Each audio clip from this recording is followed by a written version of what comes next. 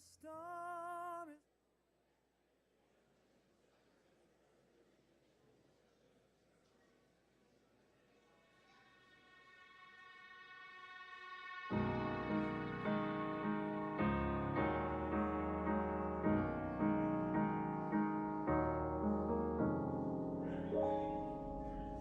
Let me talk about the one who taught me how to love. I saw him on the water, he was bidding me to come. With every step I hesitate, and my faith went away.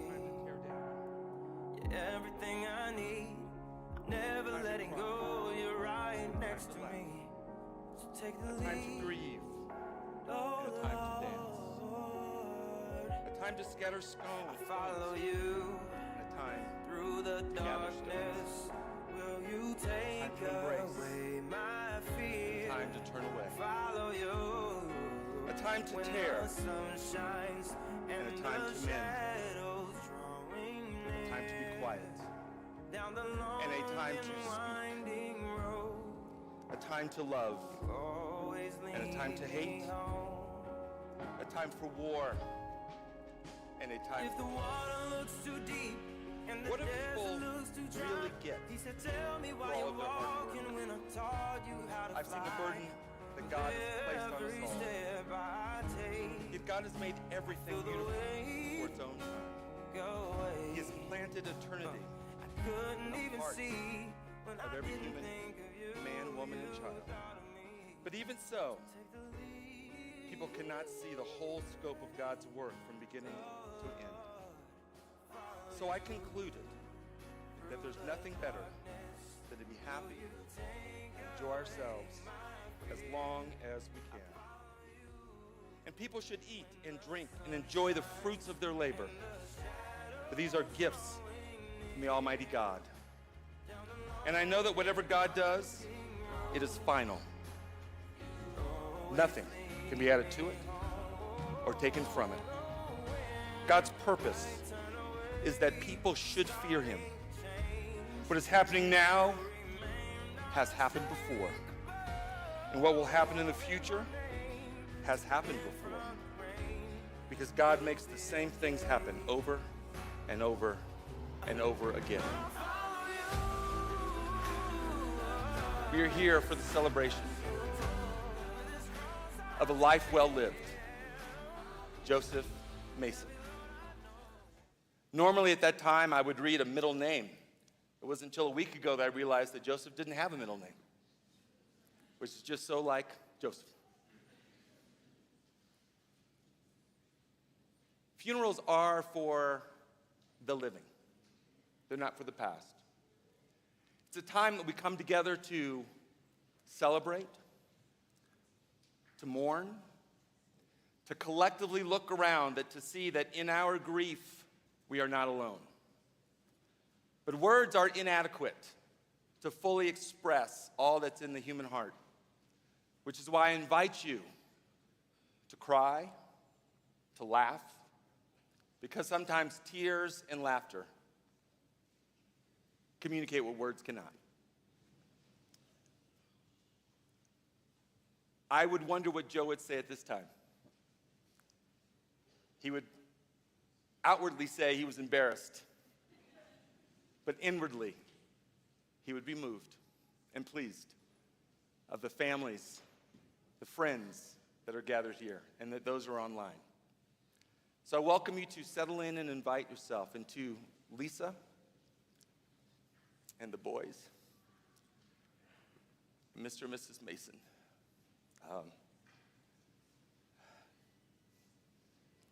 There are no words, but we are with you. And Mr. and Mrs. Mason, no parent should lose both their children. And we particularly will cry and support and grieve with you. And Lisa joins a sorority, a sad sorority. Some are represented here who've lost their mate in life. To you, ladies, we honor you, we grieve with you, And I ask you to reach out to Lisa as only you can to communicate what it is and how you walk this road without your best friend. But we will do our best to honor him and communicate in love what he's meant. Tony Chooks, a dear friend, will come and pray for us, and then we will hear a song and presentation, and I'll introduce the next section of our time. Let's pray. God, we are so grateful to be here to celebrate the life of Joe Mason. He was a loving father, husband, son, brother, and friend. The 60 years we were given for Joe does not seem to be enough. All of us, including him, would have loved more time. Yet in those years, Joe touched so many lives. This is a time to celebrate his incredible life. Tears and laughter will both be welcome, whether you knew him for his infectious laugh during a sporting event or his words of kindness he would have used to encourage you through hardship. If we could say one more thing to Joe, it would be well done for a life well lived. Amen.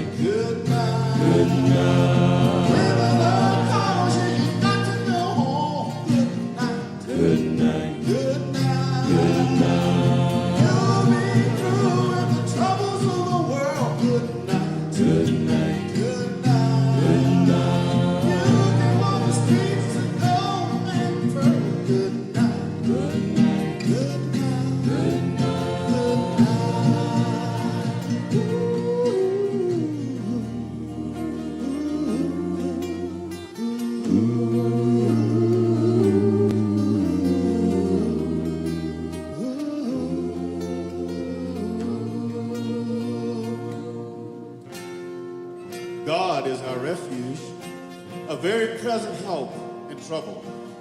Therefore shall not we fear, though the earth be removed, though the mountains be cast into the midst of the sea.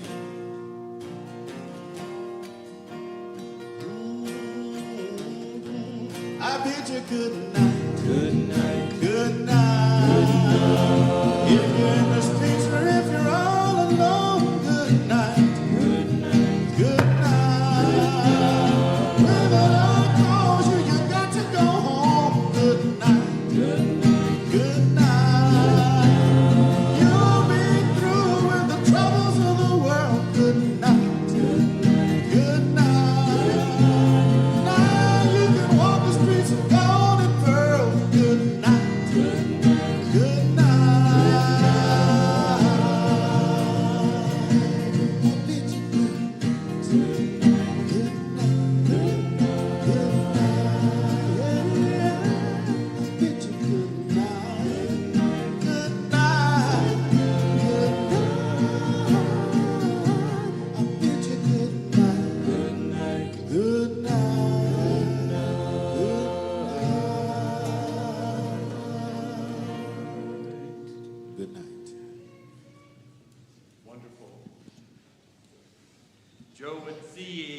monetary opportunity. So if you want a higher insight, certainly grab a card. I love Lisa's creativity and innovation. This is part of the service where we would do, as most memorial services, a eulogy. And a good eulogy is not just the particular facts and the timeline of a person's life, but what stories connect those dots that give you the full picture of the person. And I've always thought that if someone didn't know Joe at all, a good eulogy would help them to see what a special person he was through the people that loved him. And normally we would just read that through, but Lisa said, why don't we tell his story kind of in an arc, like a story. So we're going to do the eulogy in that regard. I'm going to introduce a section of Joe's life, and then we're going to have some people sharing a particular aspect of that life. Does that make sense? So we will start at the beginning, Joe's youth. And Jackie is going to come up at this moment. Joseph Mason was born on May 21st, 1964, in Chicopee Falls, Massachusetts. The loving son of Fred and Anita, he was the youngest of two children. His older brother, Frederick Mason Jr., preceded him in death a number of years ago. Let alone both children, we are profoundly sorry, and we grieve for that loss. Again, Mr. and Mrs. Mason, but you raised a great young man, a great man. Joe was, this should surprise none of us, at an early age, very rambunctious and full of energy. He was that little boy who never walked. He always ran, here, there, back and forth, until he just dropped and fell asleep. He needed to be watched at all times. I read a quote that said, I'm not saying you should get in trouble, I'm just saying you should look as if you could. And that did describe Joe. As a military child, Joseph started school in Okinawa, Japan. The family then moved to Massachusetts again and ultimately Denver, where he attended Place Middle School in the 70s. Joe started high school, I think it was Pace Middle School, isn't it? It's Place? Oh, it's Place. Okay, there we go. Place Middle School. Joe started high school at Thomas Jefferson, eventually graduating from Montbello in 1991. He always had that warrior pride. Joe attended the University of Southern Colorado, receiving a full-ride scholarship for football.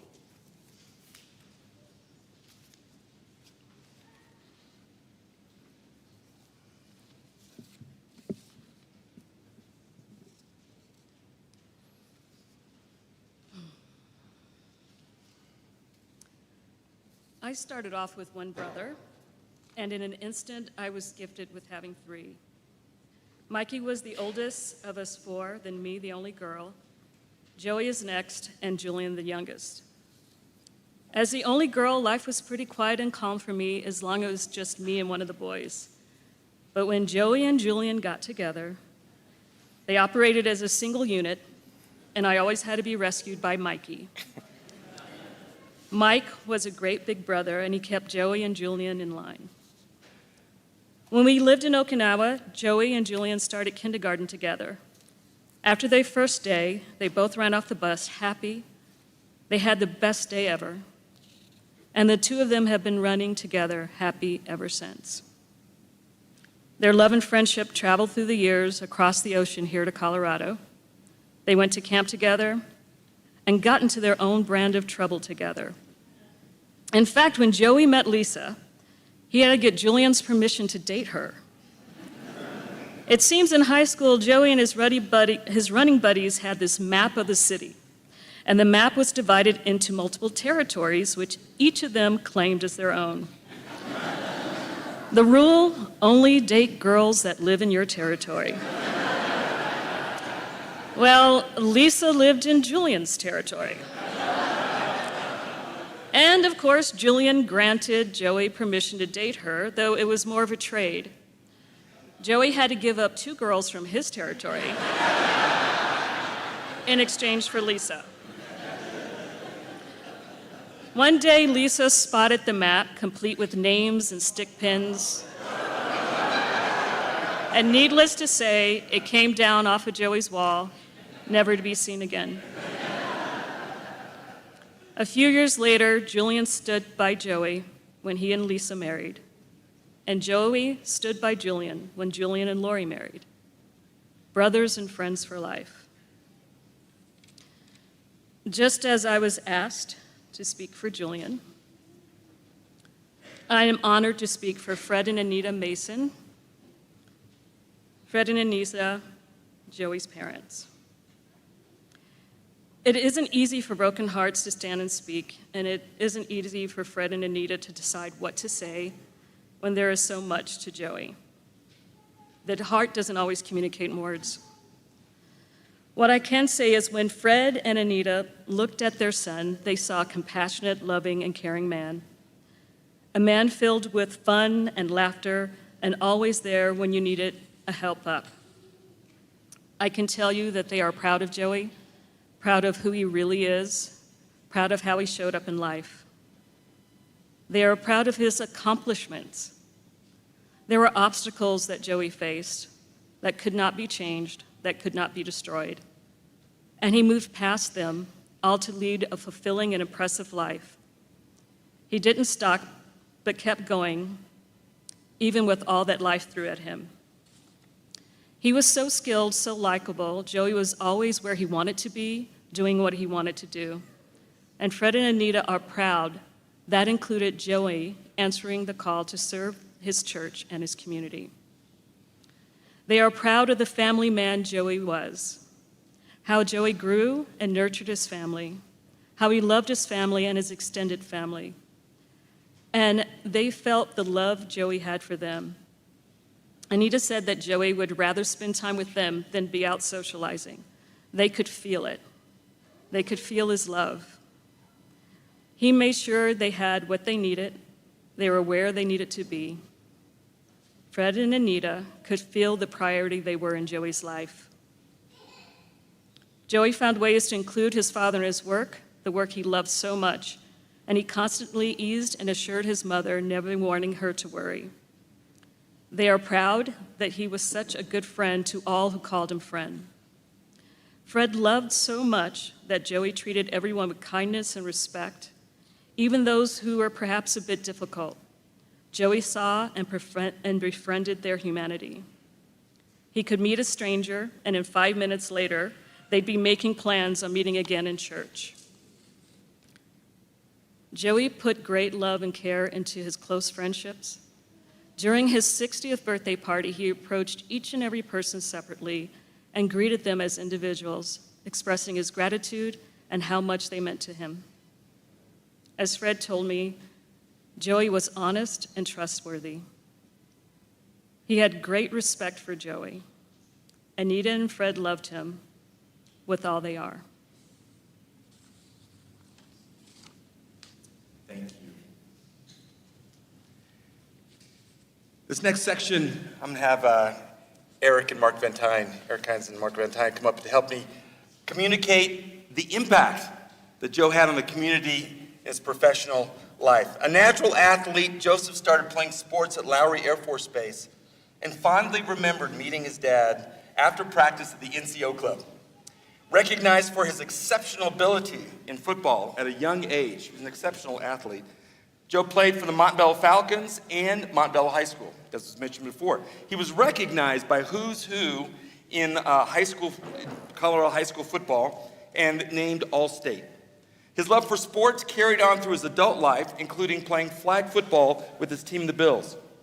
Joseph could cite a sports statistic about any sport, about any player, about any time. I tried him out on this, and it's the weirdest thing. He really did have this encyclopedic knowledge, which, like, dude, how well did you do in school? But he really did have a command. For those of us who remember the old KOA sports talk at night, Joe became a regular voice when he would call in, and he earned the nickname on air as Freeze, because he'd throw out questions, and the guys who were doing the program would be like, that's a deep one. So he took that name. Joseph's love of sports led him to his career as a boxing judge, official, and eventually as the director of the Office of Boxing for the state of Colorado. After 23 years of service as director, Joe retired on June 30th, 2018. And after retirement, he was able to continue his involvement with boxing and mixed martial arts through judging and just being a collaborator and coordinator. So we'll hear about that impact to his community. Good morning, guys. My name's Eric Hines. I had the pleasure of working with or being a part of the crew, the boxing commission with Mr. Mason for the past 17 years. Joe hired me as a referee 1 year after I was done fighting. He called me out of the blue and said, Mr. Hines, can I meet with you? I had no reason, I was done fighting, my career was over. I have no idea why he's gonna meet with me. I said, what would you like me to do, sir? He said, can you meet me at Applebee's on 104th and I-25? I responded, when? You got 20 minutes? I'm like, I live in Brighton. I have no idea why this gentleman's calling me. I went. I left, I met him, I'm scared. He works for the state.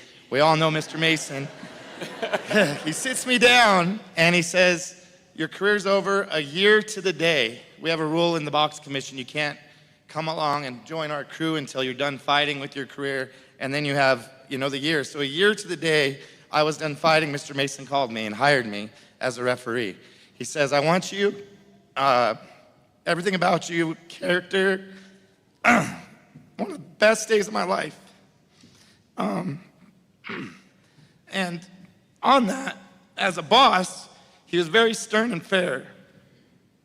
To give you a good example of what we've all dealt with, I guarantee everybody, example would be, Friday I do the weigh-in, Saturday the show, Sunday I collect my paperwork. I'm a teacher, a PE teacher, so I'm not very organized. So I get my stuff organized on Sunday. Monday morning I have to drive down to the Door building on Broadway with my scale and my paperwork. I walk up, I drop it off to Mr. Mason's, gives me a handshake, a hug, and I go about my business. 7:15, 7:30, I'm at Bromley's Charter School. I've worked 25 years, and I'm waiting. I'm waiting for a call from Mr. Mason. 9 o'clock comes, 10 o'clock comes. I'm like, I have made it. I have nothing wrong today. Boom, I won the lotto. Well, 10:05 comes around, ring, ring. It's Mr. Mason. Hey, Mr. Eric, what's going on? I'm teaching kids how to hula hoop. What's going on? Hey, just calling to let you know, did you notice on fight 8, third round, you forgot to put the dot and you forgot to sign that you were the judge too? Just want to let you know that. I'm like, all right. That happened almost every single time I ever had the pleasure of working for Mr. Mason. I'd always be waiting and waiting for the phone call, and then Joe and I would talk for 20 minutes just about life. I'm not a baseball guy, he was. We had an incredible player in Brighton, Colorado, and he would talk about him. And it was the neatest thing to understand that he was a good person, inside, out, didn't care who you were. Joe and I had a lot in common. We both had a German Shepherd. We both had the Samsung Note. We both had cool watches. And my favorite, I have a Ram truck, and Mr. Mason acquired a Ram truck. So there was a lot of stuff that I really got to know this man. Joe took everything he did serious, and he would practice daily. If you didn't know this, I know Lisa does. I didn't know this, so I had the pleasure of working at their house. He has a binder this thick. He would watch fights over and over and over all day long, at least, I think, 10 fights a day, and score the bouts. And he had a binder full. So he practiced his art continuously, always getting better, and he expected us to do the same. He was respected by everybody, and as you know, he was an overachiever in his life. I mean, look at his wife, Lisa. I've had the pleasure of getting to know her. She's this rock. As I worked at his house, the conversation would go towards her, and always wanting to please her. Hey, you're gonna come over and make a pergola? You're gonna do this? Hey, Lisa wants this rock gone. I love her. What can I do? His angel, everything about him was amazing. Always loved his wife. He is where he was supposed to be in that relationship. One silly thing about Joe for me, I was gonna wear him today. I should have, but if you know him well, after Easter, you can wear a certain pair of shoes. But only after Easter. You could only wear white shoes after Easter. And if you did, he would tease you, joke around, but he was the best person ever. I'm gonna leave you with this because I got to be the pleasure of being his boss for a short amount of time as a chief inspector. He was my judge. I'm watching. I see a laser pointing, bouncing off my referees' faces, the judges' faces. It's in between fights. I take concern to that. So I'm a ninja. I'm looking around. I look over, and here's Joe with his laser pointer. And he's got it, I think, on one of our boxing officials, and it was in between fights. So I could tell you it was the most adorable moment that I've had as a boss. I walked over to him, and I said, "Hey, what's going on, Mr. Mason?" And he just started giggling like a little kid. Giggling, like full-on giggle. And I said, "Hey, so what you got on that pin?" "Oh, nothing." I said, "I just got one question for you, sir. What would you have done if that would have been us doing that on your time?" He just giggled again, and he proceeded to open his bag and slide it in his bag. So he was a great man. I enjoyed every second working for him. Look around. His life's going to continue through all of us. I've acquired a couple things from him. That 2 rules: never lie, and I hold that dear. Never. No matter how hard it is, do not lie. The truth will set you free. And 2, do not be late, period. My son's sitting over there. If you tell me to be here at 9, I'm gonna be here at 9:30. Or 8:30, sorry, 8:30. So I am early everywhere I go, and I thank him constantly on that respect. So thank you Joe. Remember him and know that he was an amazing man, someone I hold dear, and probably the number one, the best mentor I've ever came around. And I hope it stays that way because I don't want anybody different. Thank you, guys. Mark Van Tyne's up.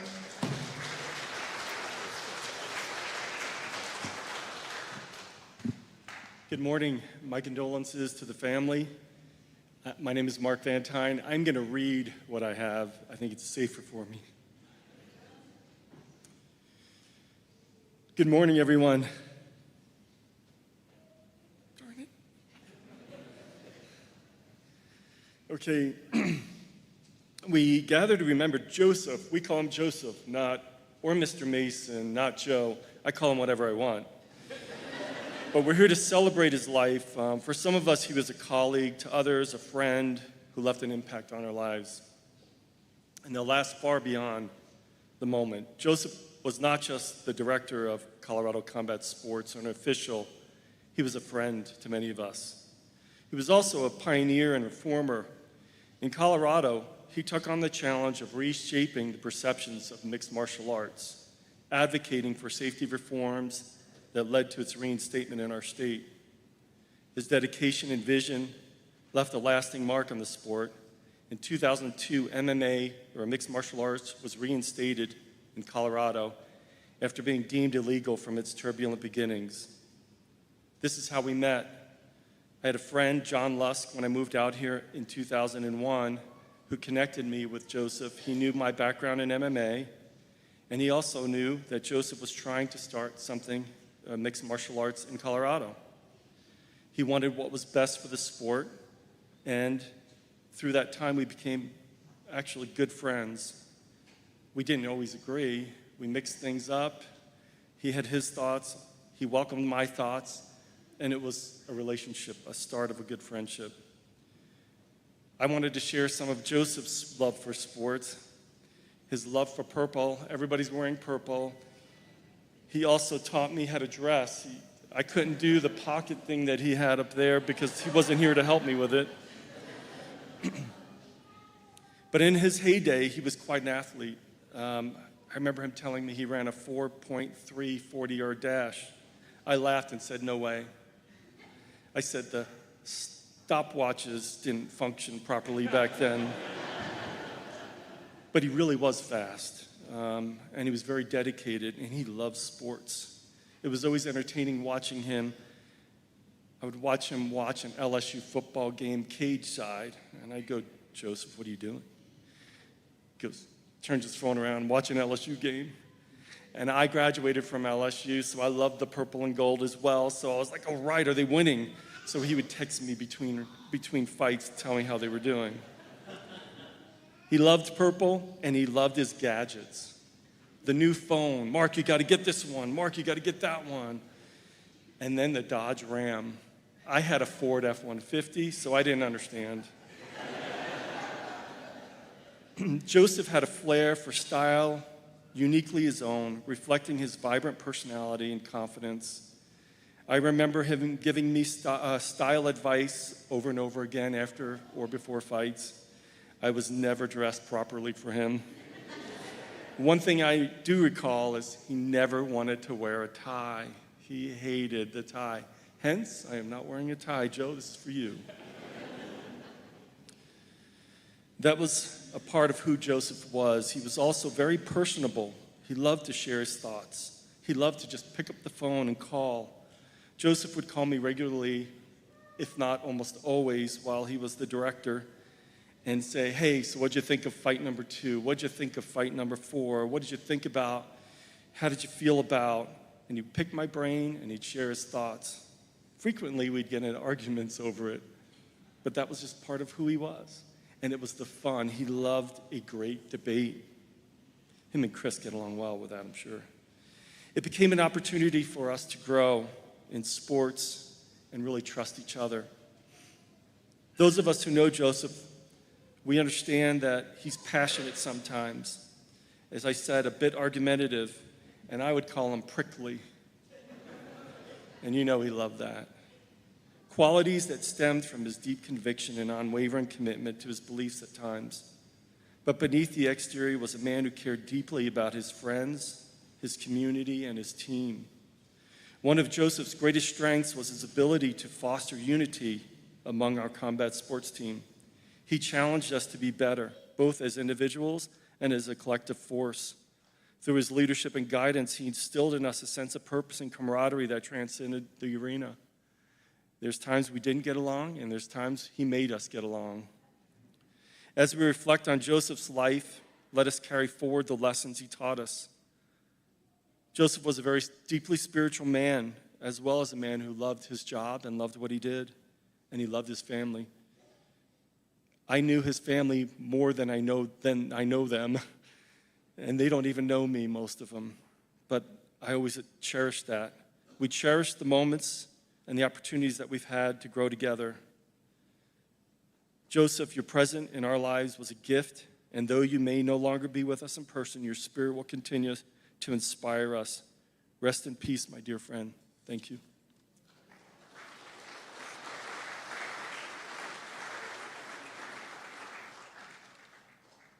Joseph had a fierce love for his family and friends, and his children are going to come up right now to help us to see what it was like to be as a dad and granddad.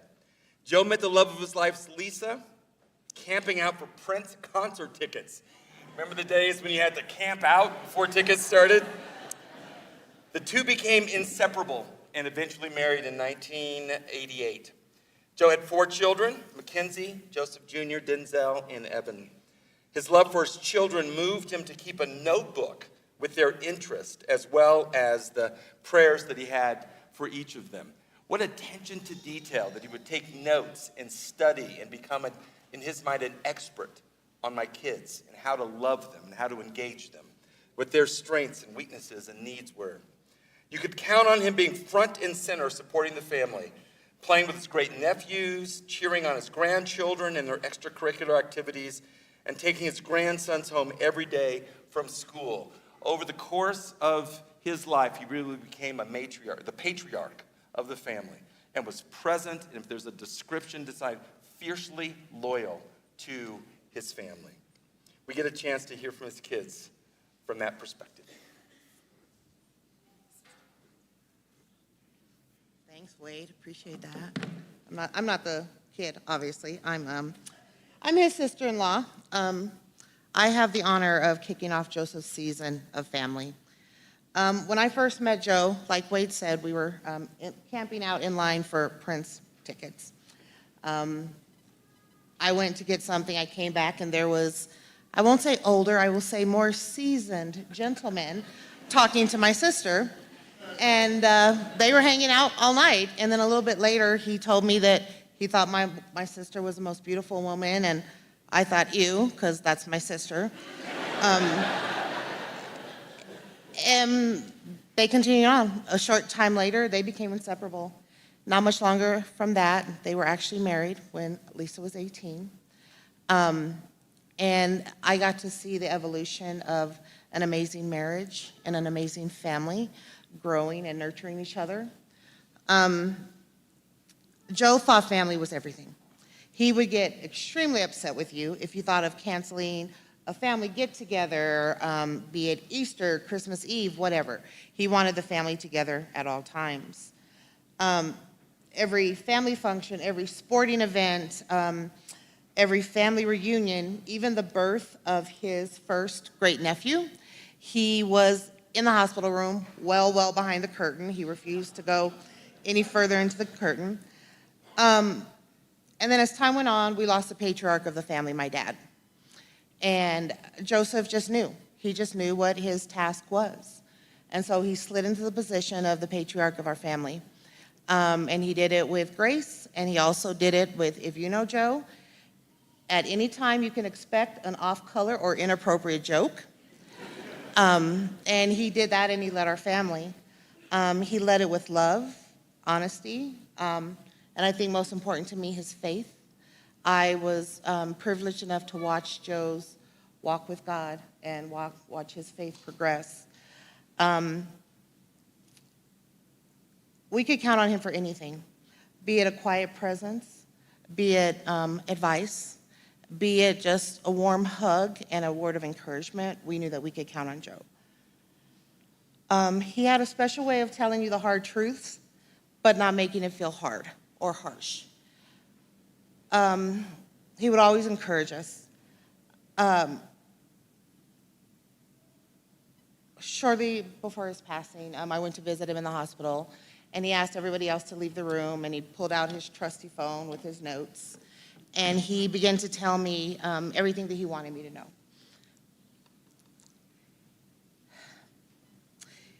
He told me he was sorry for not being the brother-in-law that he should have been. I'm sorry if you guys couldn't hear me. He told me he was sorry for not being the brother-in-law that he should have been, and that he should have done better. And so I interrupted him and said, no, you weren't. You were more than my brother-in-law. You became my brother. You became the father figure that I needed, and I didn't realize I needed it after my father passed away. I told him you were much more than my brother-in-law. He was much more than a friend. He was much more than an uncle or a father. He was so much more. Joe, thank you for guiding us. Thank you for loving us.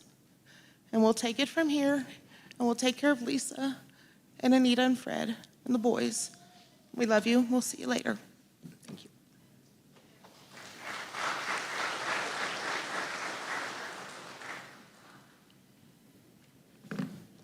Hello, thank you for being here to celebrate the life of my father, Joseph Mason. My name is Mackenzie Ashley. I'm his firstborn child and only daughter. When I think of my dad and the time that I spent with him, I will always remember his infectious laughter, his positivity, his cheesy jokes, and his enthusiasm for sports. Whenever I was around him, he always had a smile on his face. I always looked forward to seeing him at birthday parties, athletic events, movies. He loved going to the movies, lunch dates, and our annual Christmas Eve celebration. I'll never forget how happy he was to come visit me at the hospital when I gave birth to my oldest child, Jalen, which was his first grandchild. It was a very precious moment that was shared.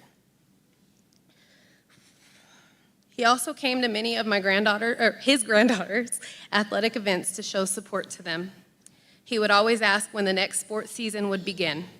Jalen, Reagan, and Amelia were always excited to see their Grandpa Joe. During his most recent hospital stay, I was able to witness his strength of a fighter and unwavering optimism while battling many health challenges. He laughed and joked with doctors, nurses, and family members as he made light of the seriousness of his health condition. I think that was his way of showing others how strong his faith in God was. My father had an unwavering passion for life, and his passing has reminded me that life is precious and that every moment with loved ones is a gift. It's that time that we spend with each other that truly matters. Today, let's celebrate his legacy, let's honor his memory, and embrace the people around us. Let's put away our devices and be fully present in the moment when we have time with our family and friends. Let's schedule, let's reach out to and prioritize time with our loved ones. We need to cherish each moment that we share. My dad lived a life full of love, laughter, and positivity. One thing he would always tell me at the end of our phone conversations or when we said our goodbyes was, "Remember, I love you." So today I say to him, rest peacefully, remember that I love you, and you will live on in our hearts forever.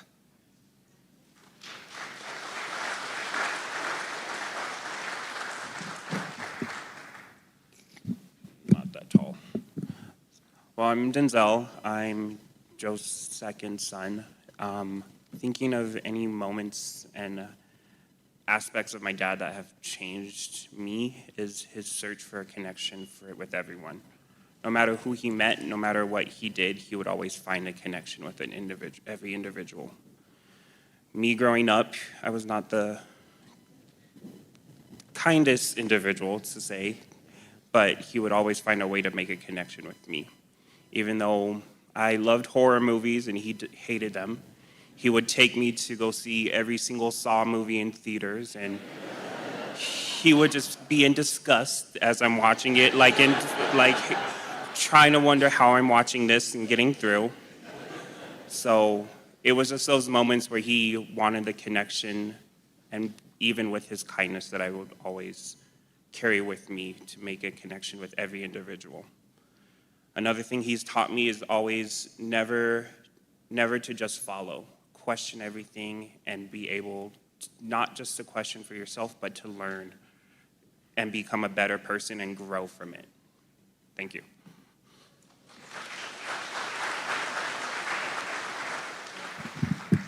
Good morning. I'm Evan, Joe's youngest son, and I kind of wanted to share what my dad meant to me personally. So, I spent a lot of time growing up with my dad, whether it was baseball trips or school or whatever it was, and he always knew how to keep you humble or make sure you never took life too seriously, with all the jokes about anything and everything, including me as well. But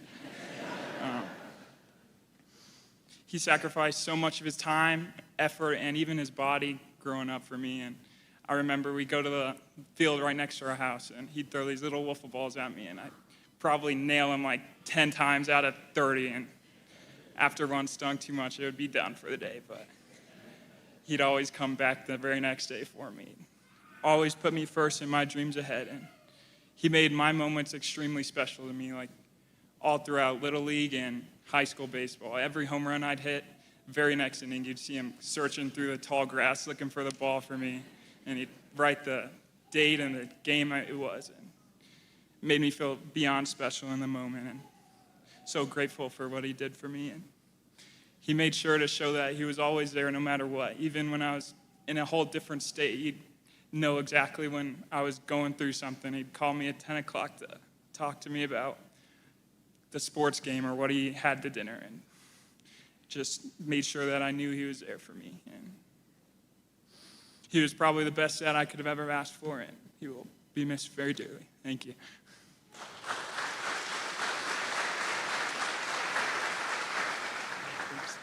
Good morning. I'm little Joey, as people would put it. I'm his oldest son, at least, second in line. I wanted to read a verse that just kind of reminded me of him. It's Matthew 5:16. Let your light so shine before men that they may see your good works and glorify your Father in heaven. And that verse just reminds me of him so much that, especially within the last few years, he definitely went out of his way for everybody that was important to him. And even people that weren't, he would always try to serve, try to show up, try to make people laugh. And just the way I've seen him serve my grandparents and go to their house multiple times a week, showing, just kindness and love and taking care of whatever they needed. As my siblings have said, I can't really keep speaking on how much of a good heart he had for them and us, but I can speak for my grandkids that he was at everything, whether it was sports, after-school events, plays, musicals that were very painful to sit through, but he was there for everything. And just speaking a few months ago, my youngest son, had a end of school year party where it was a neon kind of rave thing. And of course, he tells me at the last second, so call my dad. And he's like, yeah, I'll take him. It's no problem. Come to find out, maybe an hour into the dance, he needed a parent to be there with him. So he ends up calling me about 6 o'clock. Hey, I know I like to rave and stuff, but it's been about an hour and I'm too old for this, so I gotta go home. So just his heart to serve and just to always be there for the kids and just for everything mostly. And even times where he would put some of his stuff, not even telling me, and still make it to whatever the kids needed for the day. I just wanted to close with a poem that kind of was just to kind of ease me and my siblings. It's death is nothing at all. I have only slipped away to the next room. I am, I, and you are you. Whatever we were to each other, that we still are. Call me by my old familiar name. Speak to me in the easy way, which you always used. Put no difference into your tone, wear no forced air of or sorrow. Laugh as we always laughed at the little jokes we enjoyed together. Play, smile, think of me, pray for me.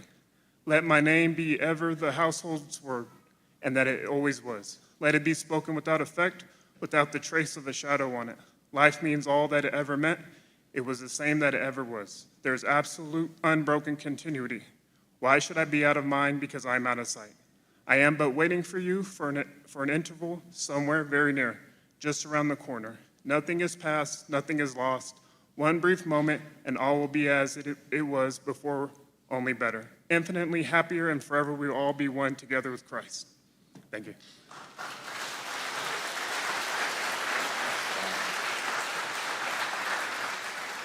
He loved you guys very, very, very, very, very much. Because of Joseph's decision about his relationship with God, we truly can celebrate. He was a true Christian, not just in name, but as an adult making a decision to live in faith.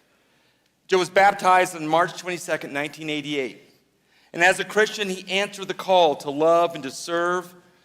He was a member, as was Lisa, in the family of the Denver Church of Christ all those years and served in a variety of roles.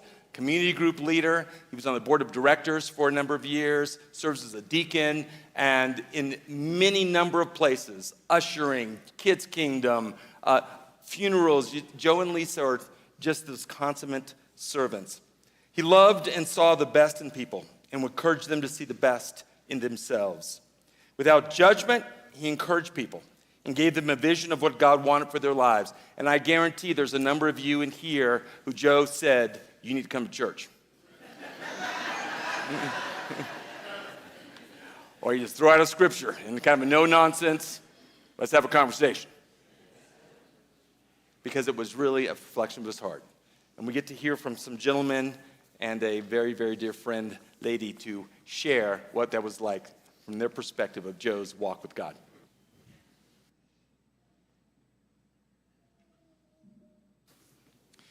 My name is Chris Jacobs, and my wife Allison and I have known, loved, and respected both Joe and Lisa since moving here to Denver in 2001.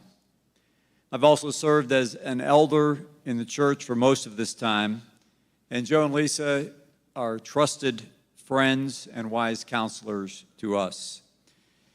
When Lisa shared the news of Joe's passing just 2 weeks ago, it was difficult to believe. I knew he was very ill and that he had suffered with a heart condition since his teens. But even with his heart condition, he was so full of life, energy, and passion in all that he did. It was and is so difficult to imagine our community without Joe's constancy and his jokes and even his support of some rival sports teams. He has been a pillar in the church for the past 2.5 decades. I don't know of anyone who loved, appreciated, and vigilantly protected our church more than Joseph Mason. He was an extraordinarily loyal person. You see it in all of his long-standing relationships. If the doors of the church were open, Joseph was there. He understood both the value of the church community to his life. He didn't want to miss an opportunity to learn, to grow, and to be encouraged. And he understood his value to the church, as he was always ready to give generously to meet needs, giving of his time and his material resources. I think the last few weeks of Joseph's life were emblematic of his love for God and his people. His last Sunday at church, just a few weeks ago, I looked over and I saw Joe and Lisa, and clearly Joe did not look good. Soon afterwards, Lisa took him to the hospital, and as we know, he did not recover. Who comes to church when they're feeling so bad that they have to be hospitalized? But that was Joe. We knew he had a heart condition, but it was difficult to remember because he never complained. He always expressed gratitude. He downplayed his health, and he focused on the things for which he was thankful: God's love and mercy, his wife, his family, and his friends. The last conversation I was able to have with Joseph, he asked that I pray for him. He said, "Please pray that I can make it back to church this Sunday." That didn't happen. God called him home. For Joseph in this life, he was at home with God's people. I imagine his transition to the next life to be as smooth and seamless as can be, as he enjoys life with Jesus, with the angels, and with God's people, simply continuing what he began here. When Joseph declared his allegiance to Jesus Christ 26 years ago, he put his hand to the plow, and he did not look back. I am forever grateful for his stellar example, and by God's grace, look forward to meeting him again.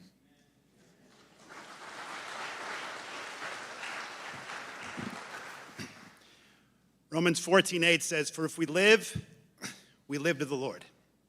And if we die to the Lord. So then whether we live or we die, we are the Lord's."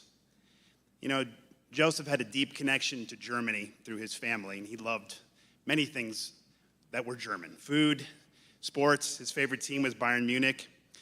And the German word for person or man is Mensch. Joe was our Mensch in the Denver Church of Christ. What will end up being one of my lasting memories of Joe was a Sunday right after the Celtics won one of their playoff games. And he comes swaggering into the East Region church service with his Celtics jacket and his sunglasses on, while wearing a big goofy smile on his face as if he just arrived off the team bus, fresh from making the game-winning shot himself. Now, to be fair, Joe often came swaggering into church smiling. He would then proceed to go from one man to another, checking up on them, laughing, and engaging in the serious business of camaraderie, discipleship, and service. He asked people a lot of questions. And he asked questions because he was interested in people. Joe liked most people. And so people pretty much always liked Joe. The Jewish people living in Germany took that German word for person and made it their own. Thus, to be a Mensch meant to be a man of integrity, of reliability, a stand-up guy, someone accessible to everyone, a man who is game for anything. Joe was our Mensch. Joe would ride his bike to my kids' soccer games. You know, he wanted to be a part of as many Bible studies as possible when good men were involved. He was generous with his time, and he was generous with his money. You know, Joe spoke his mind in our church, but he was always sensible to saying a thing, even a hard thing, without injuring the person to whom he was speaking. And Joe always showed up because Joe was our Mensch. Literally, the last thing Joe did, as Chris mentioned, was before going to the hospital, was going to church. He loved this community. He was proud to be a part of this people. While in the hospital, he invited the staff there to visit his people and this fellowship. He asked after the well-being of some of you in here, even as he suffered in there. He gave me instructions on caring for the people in his community group while he was away. His heart was never far from you, even as his heart was failing him. In a community, there are all kinds of men. Some like to stand on top so they can be heard better. Some orbit the community, coming into close proximity intermittently and far away at other times. Many are a part of the dynamic activity of the group, neither causing harm nor distinguishing themselves in their presence. And some men stand at the bottom, carrying the weight of all the concerns and the hopes and the obligations and the welfare of their people. That was Joe. He carried the water for a lot of people. For this church, Joe was a beacon shining from the east, and he was our mensch. Godspeed to you, Joe.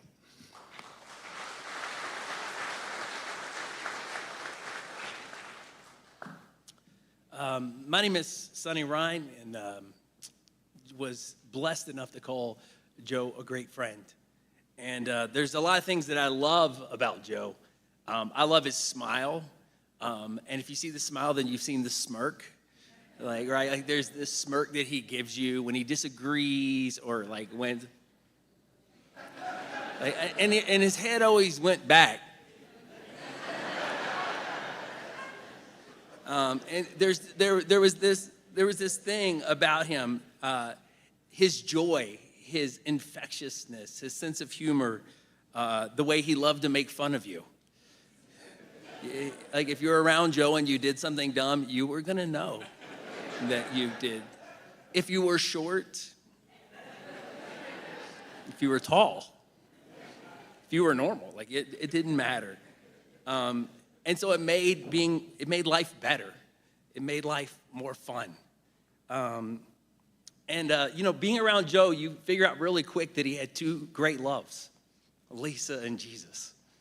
Like he really did. Many, many times together. Some of my favorites was when he retired. He said, Sonny, like, I have the bandwidth now.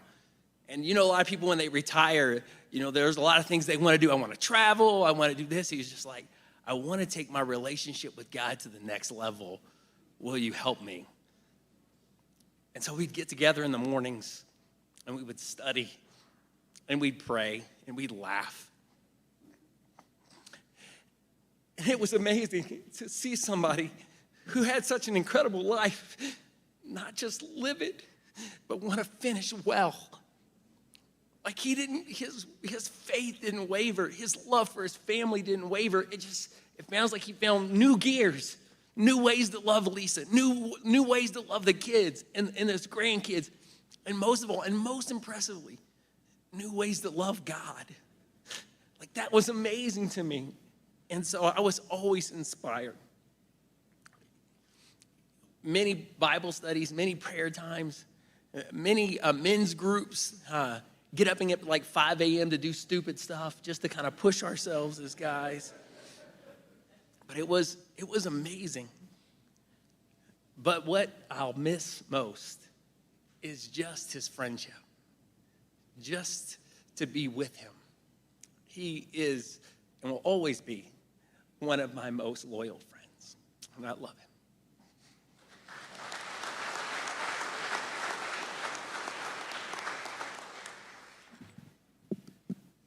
All these tall men.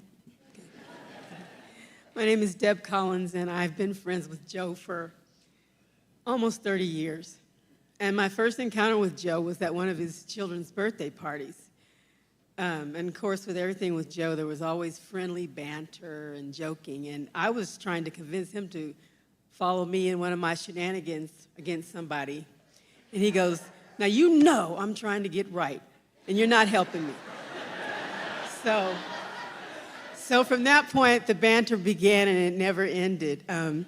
Joe shared with me a story that right before he got baptized, he went on a trip for his job, and he had forgotten to bring something with him, so he went to the store to get what it was that he needed, and he said it was a 2-hour walk. He walked the one way and 1 hour back, and he said, I prayed the whole time, and I'm like, dang.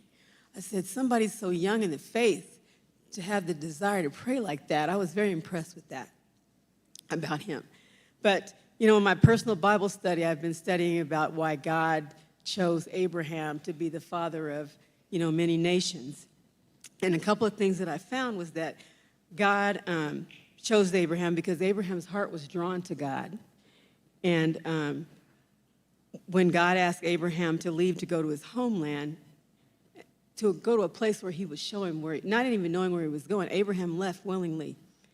And God also chose Abraham because he was a man who put others' needs before him.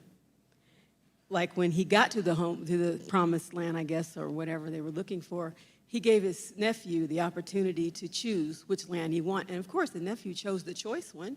I would have, you know. But Joe reminds me of Abraham. When Joe was a very young Christian, he was asked to take his clan of 3, Lisa, Joey Jr., and Denzel, all the way north to be in the ministry on the north side of Denver, which we call the North Region.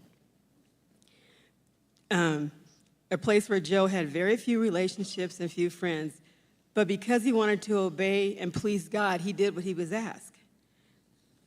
Joe, he dove right into that region and started helping it to grow, developing many lifelong relationships. Joe was willing to be used by God. He learned how to lead Bible talks, how to counsel, and to lead people. Then when he was asked to return back to the other side, the east side of the Metro Denver area, affectionately known as Aurora, where we are, that he had added one more to his clan, and Evan was born. So the 5 of them came back to the east side, where Joe has many very close, deep relationships. My husband and my children are very blessed to be part of that list. There were times when Joe was asked to do things and add more responsibility on his plate, but he should have perhaps said no, but he wouldn't. He loved God and he wanted to serve his people. Abraham was not a perfect man by any means, and nor was Joe. Joe had his times of stubbornness, and he would sometimes act out in anger, and in times he could be prideful. But just as Abraham did not let his sins and his mistakes define him, he let his mistakes teach him humility and learn from them. That was Joe. Joe did not allow his sins to define him either. He was determined to change the things in his character that were not like God. He strove to please God and to do whatever he needed to do. He did it. Joe had the things of the kingdom on his heart. There were some times when Joe and I would be in these tense, bantering conversations, and he would get frustrated with me because I wasn't coming over to his side, and he'd go, "It's in the Bible, look it up." And I'd say, "Okay, Joe, where is it?" He'd go, "In the book of Maccadocius." So when he brought out the book of Maccadocius, because he would always do that, I'm like, this conversation is over. And just to share a funny story, Joe and I just love him, and he loves me, but we had, our Bible talk knows, So we were going to leave town one time, and Joe had volunteered to take us to the airport. And he said, "Okay, what time is your flight?" And I said, "It's at 9 o'clock. He said, "Okay, what time do you want me to pick you up?" I said, 6:30. He goes, "Dang, this ain't the Clampets. You don't have to crank the car anymore. You don't have to be there that soon."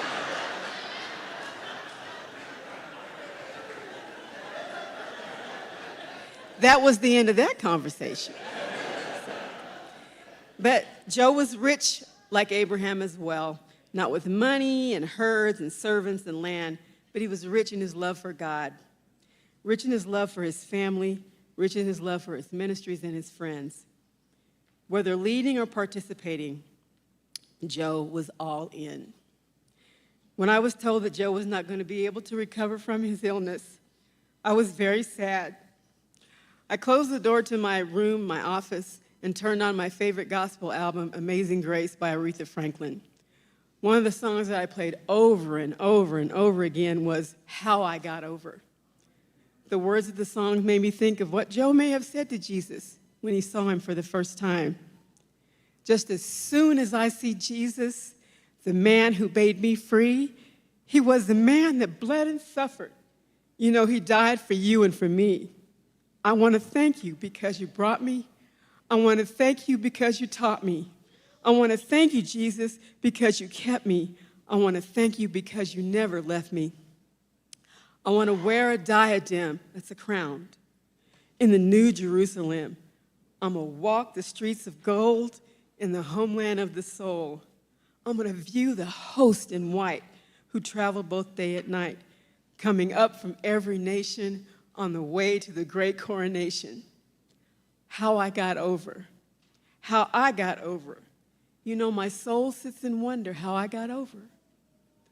Joe, as you walk around in eternity with your diadem, I picture you wearing a big, beautiful crown adorned with a big purple stone in the center, surrounded by red, green, and white jewels. Rest, my friend. We'll take care of your precious Lisa, your boys, your daughter, and your friends until we meet again.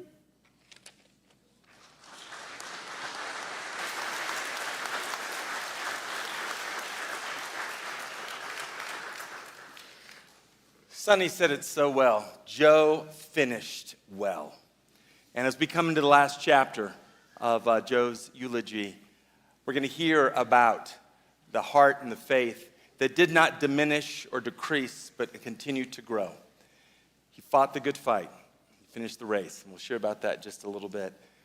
So we're going to hear from two that witnessed and had lived alongside Joe, maybe most up close and personal and aware. Joe, of course, was always aware of his heart condition, and force is not the right word, it impelled him to be in the present, to be in the moment. When he was in front of you, he was really in front of you. He carried a constant sense that if this is the last conversation, I'm going to make it a good one. And what a great quality. And it characterizes his final chapter. So we'll hear from two that have been along with him in that journey, and then finally we'll hear from Lisa.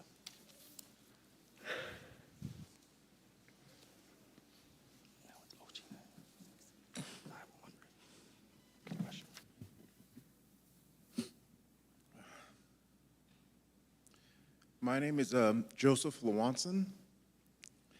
I've had the privilege I've had the honor to call Joey one of my best friends for the last 30 years. Our friendship started on the football field, and it grew from there. We shared a love of sports, similar sense of humor, and many similar interests.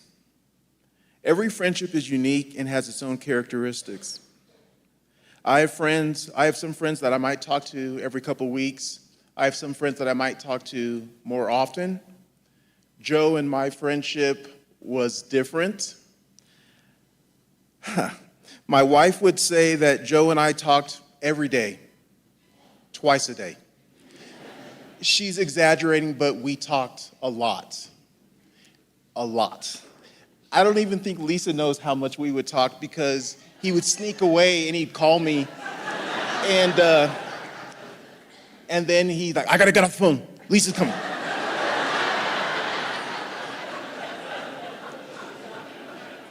When my wife and I got married, she had a problem because she was jealous of Joe because she'd ask, who are you talking to? And I was like, Joe? Him again? But that was just the nature of our friendship. I can't tell you how many times recently Joe would call me and he'd say, hold on. Yeah, I have to order number 3, number 2. He would just find time to call while he was doing all the stuff that you've heard. And the thing about hearing everybody speak today that has hit me is that everything is so true. Joe would talk to me about his parents. As he was riding to his parents' house, he'd call me. He'd always talk to me about his kids. and like his dreams for them and what was going on. He talked to me about his Bible talk, who he's praying about in his Bible talk. He would talk to me about how him and Lisa are getting some counseling because they had a difference of opinion. He was somebody who just liked to share his life. And even at the end, in the hospital, I think it was Denzel and I were there, and Joe talking to his nurses, he knew all their interests because he took the time to ask. He knew what teams they liked. He always found a way to connect.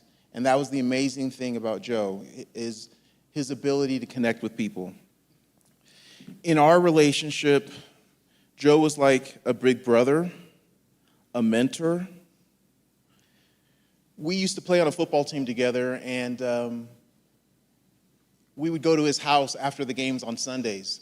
And I started noticing Lisa and the boys weren't there. It was just Joey and Denzel at that time. And I asked him, I go, Joe, where's Lisa and the boys? And he goes, they're at church. And he goes, you know what? I need to be better. I think I'm going to make a change. And soon after, Joe got baptized and became a Christian. And one of the first things he did was he talked to me about God. And then a few months later, I studied the Bible with Joe, and some of the brothers and I got baptized as well. You know, our conversations didn't slow down, but our conversations were about different things now. Our conversations were about the church, about what he was learning. He was my first mentor in the church, and I remember he told me, I don't care what anybody says. If it's not in the Bible, we ain't listening. and that was Joe. Like, if I was going through something, like he was there, but you know, he pulled me along with him. I used to go to those family functions, and Joe's family is so open-hearted and loving, and like I remember going to birthday parties and to celebrations, and he just wanted to make sure I was okay. Joe loved his gadgets. He loved his watches. He loved his phones. He always wanted the best at everything. And I think in our relationship, he wanted the best for me, so he always wanted me to be close. And he wanted to make sure I was okay. And I love him for that. I didn't have a big brother, but he was the closest thing I had to a big brother. I'll miss him dearly. He, even at the end, one thing that I had realized, and everybody has sort of echoed, Joe was still growing in his relationship with God. He talked about, I need to be better in this area. I want to grow in this area. I'm concerned for this person in my Bible talk.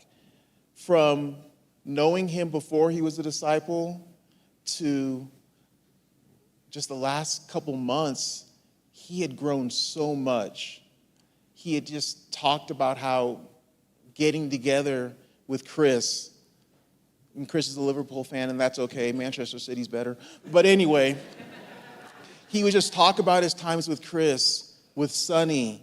He would just talk about just wanting to grow. And everybody, what everybody was talking about today is just really painting that full picture. He was such a special person, such a person that you wanted to be around, such a person that enjoyed and loved life. We're going to miss him dearly.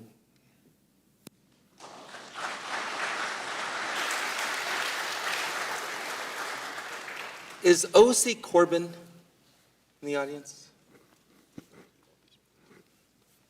I just want to be sure I didn't mess up and not communicate something. Let's turn our attention and hearts to Lisa.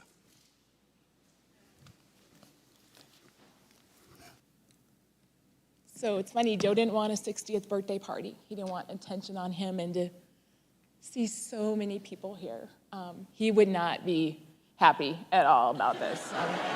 I can guarantee you. But I want to thank you guys for coming to celebrate Joseph's life. I, as my sister said, met Joseph when I was 17 years old. Him and a friend, Terry, were were meeting people down the line, let's put it that way. And Joe had his black and yellow Camaro, and he invited me to come sit in the car, and he wanted to talk to me. And I had been camping out. It was late. He started talking, and then all of a sudden I woke up. And I was like, oh my gosh, did I fall asleep on you? He goes, yep, while I was talking. and since that day, Joseph was what he called, she can sleep anywhere. I can. The minute he would start the car up, I would be sound asleep. Joseph was kind and romantic. So as we started to know each other, he would come and every date he would bring me a balloon or a stuffed animal and a handwritten letter. I have letters. My last 2 letters were Valentine's and my birthday. And he never let me forget how much I was loved or how grateful he was for our relationship. He kept talking about he married a younger woman so I could take care of him when he got older. But he was always there for me. I think the thing that impacted me most about Joseph is Joseph could talk to anyone. And I don't know if that's just because of the great way he grew up with Fred and Anita, but Joe wasn't afraid to engage in a conversation or debate. I agree. There are those of you who may have gone to a sporting event with Joe. I've gone to a Broncos game with him in full Patriots gear. And his debate with Bronco fans, and I'm like, we have got to get out of here. We are going to get hurt. I don't know if Eric is here. I know Eric and him went to a CU Buffs game in Miami gear. Joe just would love to kind of put that little stick there. He left an impact. Even in his last few weeks, Joe Lewanson talked about it. But even as we said goodbye to him, the nurses that he had engaged with came in. It was their day off to say goodbye to him because he just impacted people so much. He loved people, and I think they just felt that genuine concern that he had for them. Joseph loved his children, and as he made more time since retiring, he wanted to really connect. And so he would call them. Sometimes with the guys, he'd ask a silly question, or he'd ask about some food, or he would make fun of the Lakers, Evan, and he would have that impact. But it was more about letting all of them know that he cared for them. I had his phone, and one of the things that impressed me is he had kept notes of what each one of them loved, like why JoJo loves fishing, and Denzel's love for anime, and yoga, and all of those things, and then his prayers for them. But there was another part. He had started keeping a gratitude journal, and that was in February, and so he called it my favorite part of the day. And for each day, he would just say what was his favorite part. And sometimes there were very simple things. He had just gotten his front tooth fixed, and he was like, my teeth look right. That was his favorite part of the day. It was being able to talk to Dea and Josiah and take them home. It was watching volleyball, Jalen play volleyball. It was having lunch with the boys, calling Evan, or he even talked about his favorite part of the day was driving home with Evan from Nebraska. For some of you, it was studying the Bible. Tyrone, you were one of his favorite parts of the day. As Joseph became a Christian, he was an example of one who loved much because he was forgiven much. And so he loved having people in the house. I'm going to miss some things, and I'm going to miss the trips we had planned together. But I'm grateful that God gave us so many great trips this past year. We were able to see Cambodia, and that we got to get to Boston. And he was like a kid in a candy store seeing Fenway Park. I'm going to need to figure out how to ride my electric bike by myself. He bought me one, and he was determined that I was going to be on the bike path with him, riding a bike. I love your friendships, Joe. How you loved Julian as a brother. How excited you were that Julian was marrying Lori. Joe was so excited. How you and Joe talked on the phone all the time, every day. Sometimes I'd be like, are you on the phone? He's like, yeah, we're just watching the game.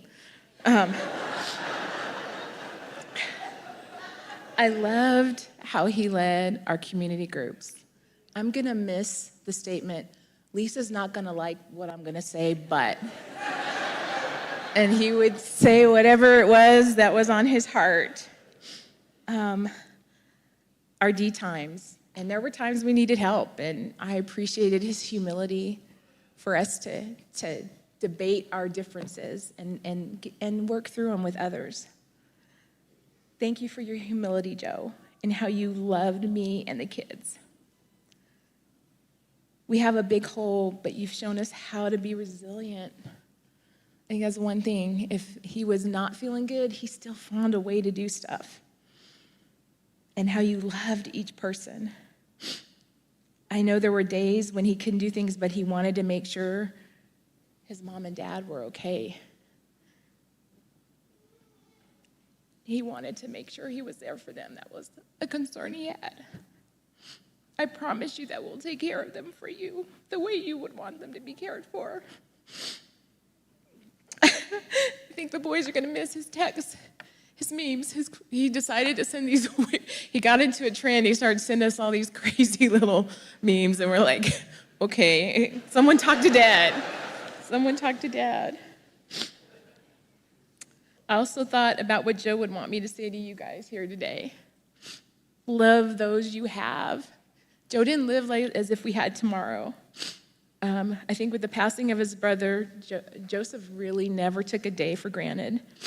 And that is why he would connect, get time with others, say the things he needed to say. Joe would say, don't sweat the small stuff. Make the changes you need for those you love. Joe would also say, God is real, and being a Christian is not for the weak of heart. And it's not. It requires us to recognize our need for Jesus, and Joe did. We would pray, and he would be so grateful for his salvation and the scriptures. And then this last thing Joe would say, create memories. That was our goal for this year. With those we love. Joseph had believed he wasn't going to get to 60, and so as we started our year, we decided to do all the things we could, celebrate where we could. Even, I know my niece was surprised, he's like, we'll watch the twins, and we were wore out. We hear it all the time, but Joseph would say, we aren't guaranteed forever. So I was telling Wade, he was my other half. My half is gone. And we'll figure it out. But he also made sure that we never took for granted the time that we had. In fact, that's why he wrote those things he was grateful for. That's why he had the conversations with people as if he knew that it was not going to be forever. So I just want to thank you. I love you. And I'll miss you.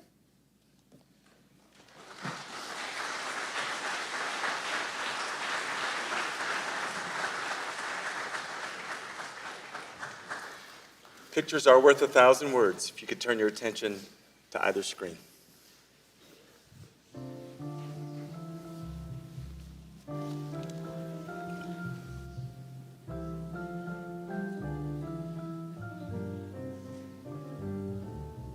Unforgettable, that's what you are. Unforgettable, though near or far.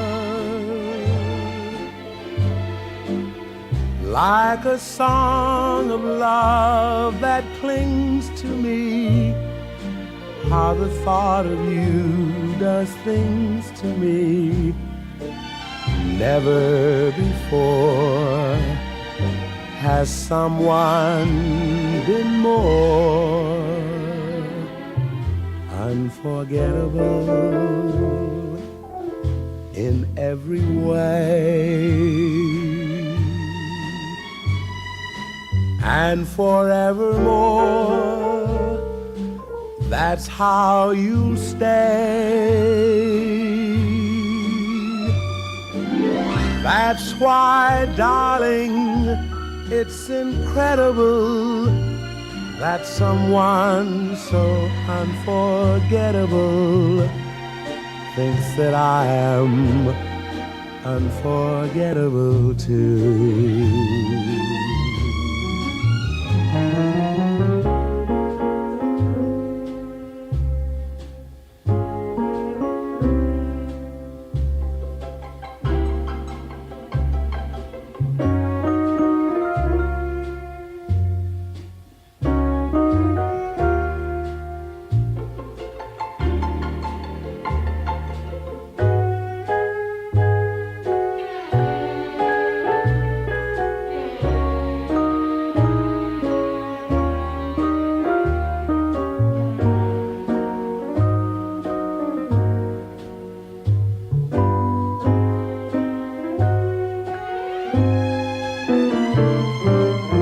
Unforgettable in every way, and forevermore, that's how you stay. That's why, darling, it's incredible that someone so unforgettable thinks that I am unforgettable too.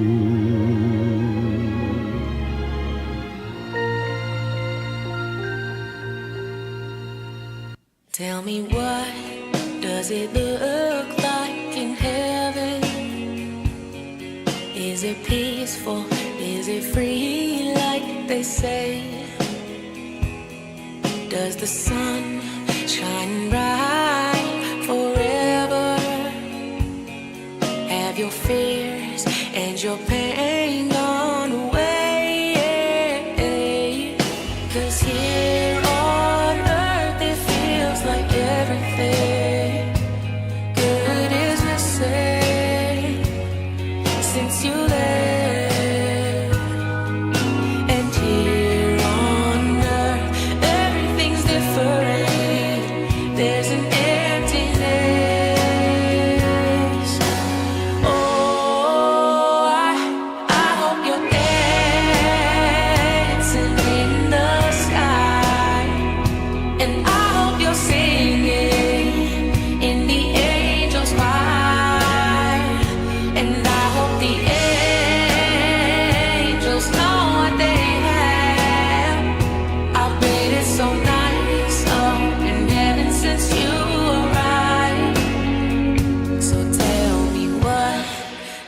Do in heaven, all your days filled with love and light. Is there music? Is there art and invention? Tell me, are you happy? Are you more alive? 'Cause here on earth it feels like everything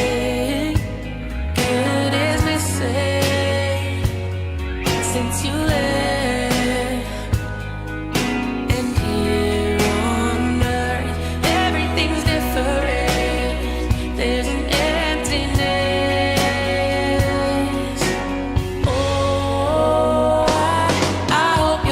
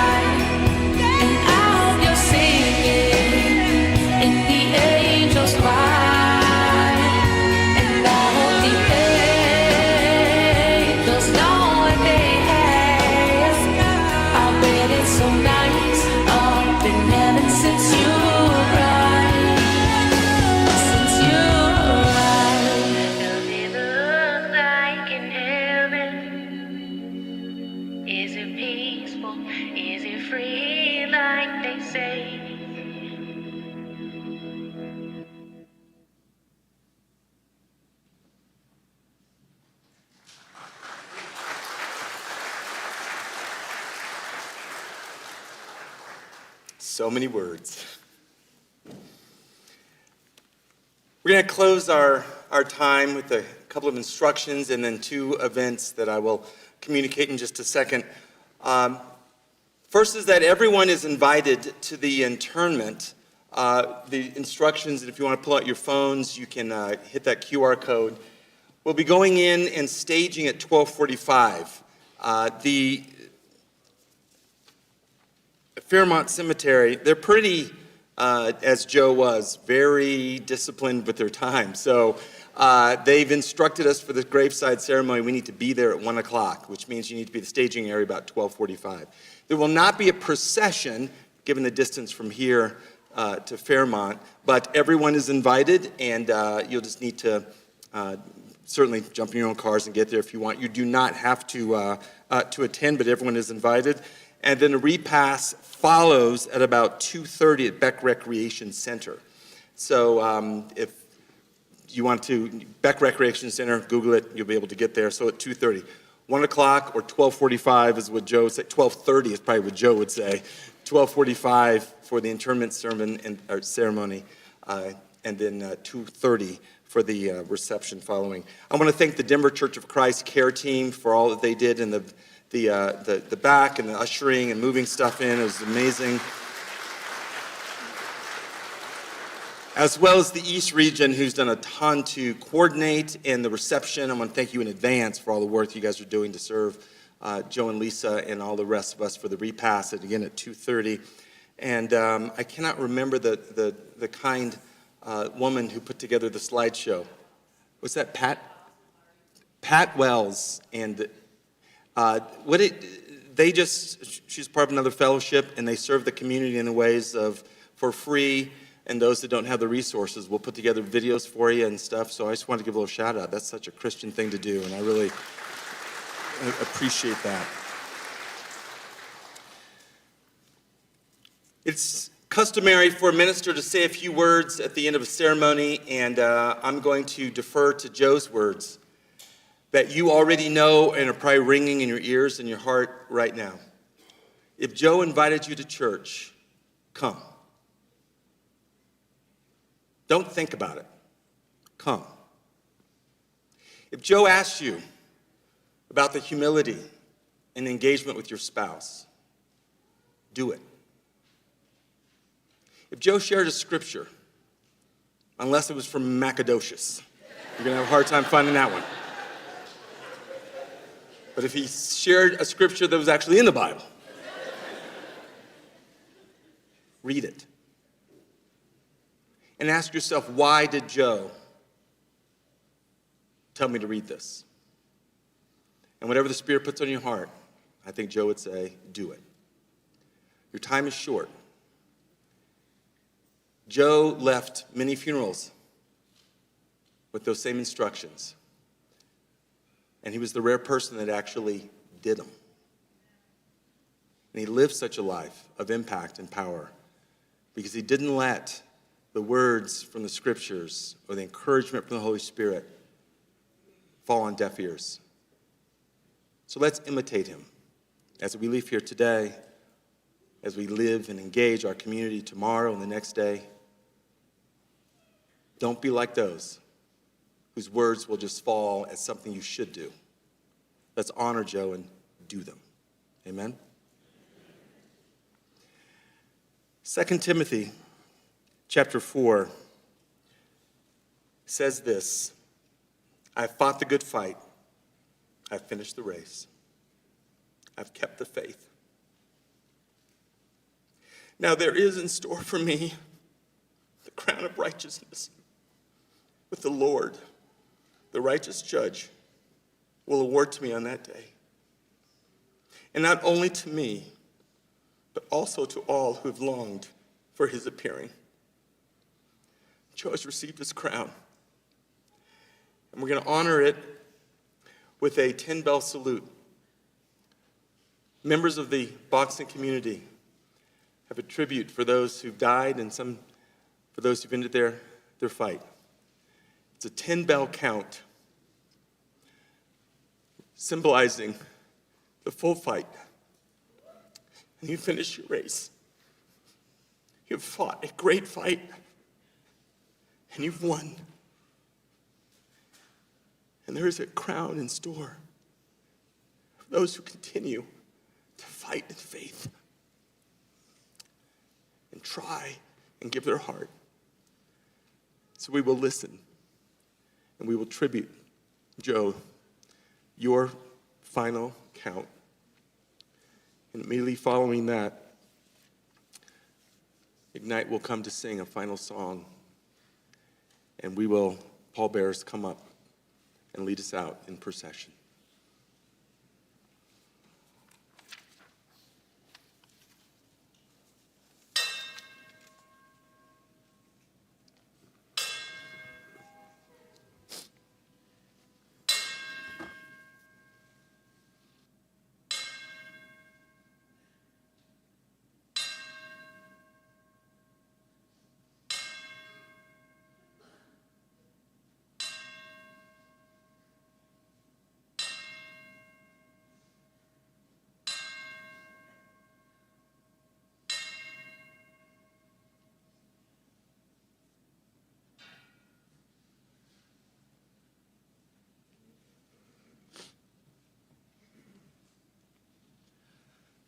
Following this song and following the family, you are dismissed.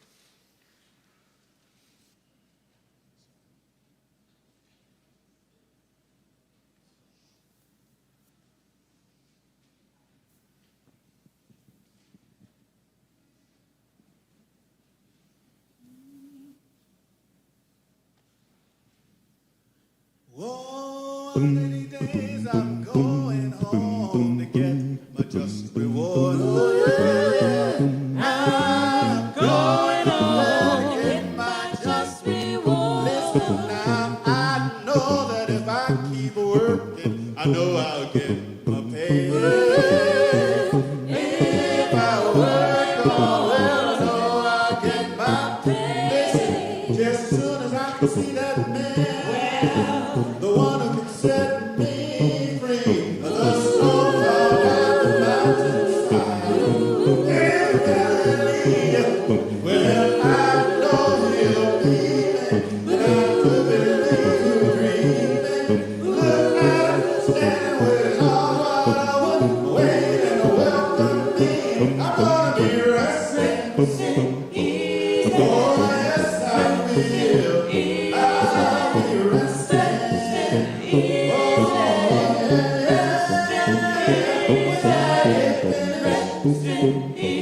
We're gonna walk our life down here alone and rest in me. Darling,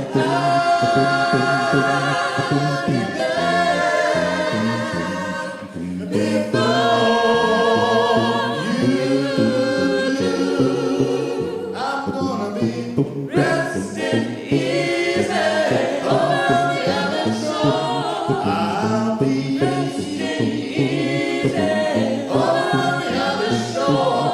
But as soon as I can see that man, the one who can set me free, the storm cloud out the mountainside, in Galilee. Well, I know he'll be me. I believe he'll agree me. Look at him standing with his arms wide open, waiting to welcome me. I'm gonna be resting. Oh, yes, I will. I'll be resting. Oh, yeah, yeah, yeah. When I get finished, we're gonna walk our life down here.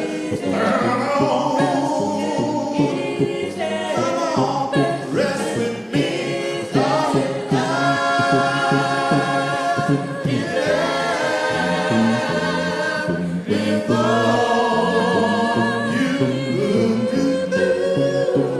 I'm gonna be resting easy on the other shore, 'cause I'm